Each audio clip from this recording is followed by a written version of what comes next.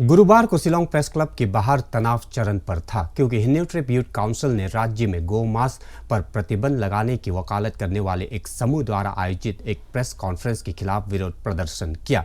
किसी भी अप्रिय घटना को रोकने के लिए पुलिस ने क्लब के बाहर कर्मियों को तैनात किया क्योंकि ऐसे खबरें थी कि एक दबाव समूह इस कार्यक्रम को बाधित करने की योजना बना रहा था। यह विवाद जगद्गुरु शंकराचार्य जी महाराज के प्रतिनिधियों द्वारा 2 अक्टूबर को मेघालय की अपनी यात्रा पर चर्चा करने के लिए एक प्रेस कॉन्फ्रेंस की घोषणा के बाद शुरू हुआ। So the intention of these people to come today to Shillong Press Club is that to announce regarding the dates of such a rally. So we came today with an intention to meet them, to ask them what is their intention and why are they coming to Meghalaya knowing that majority of the people staying in Meghalaya are consuming beef. And majority of the people of Meghalaya, we don't regard cows or dogs as our mothers or our sisters. So do not come and, our message is very clear, do not come and dictate terms on us. We will eat whatever we want.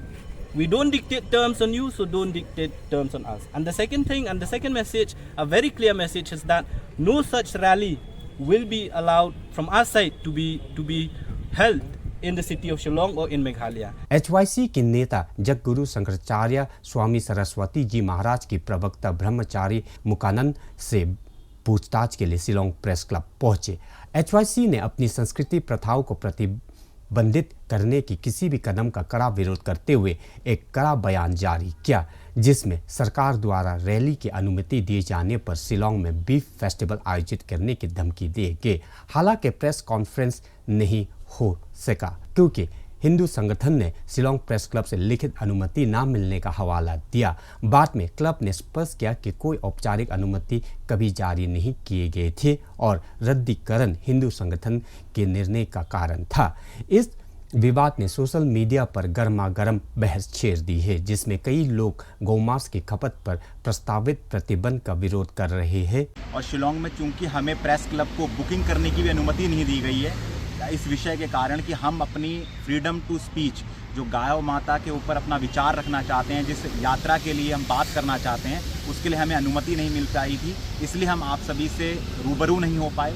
इसके लिए हम क्षमा चाहते हैं और सीधे तौर पर अपनी बात को प्रारंभ करते हम ये कहते हैं कि हम इस देश के अंदर पे गोध्वज स्थापना भारत यात्रा को लेकर चल रहे हैं।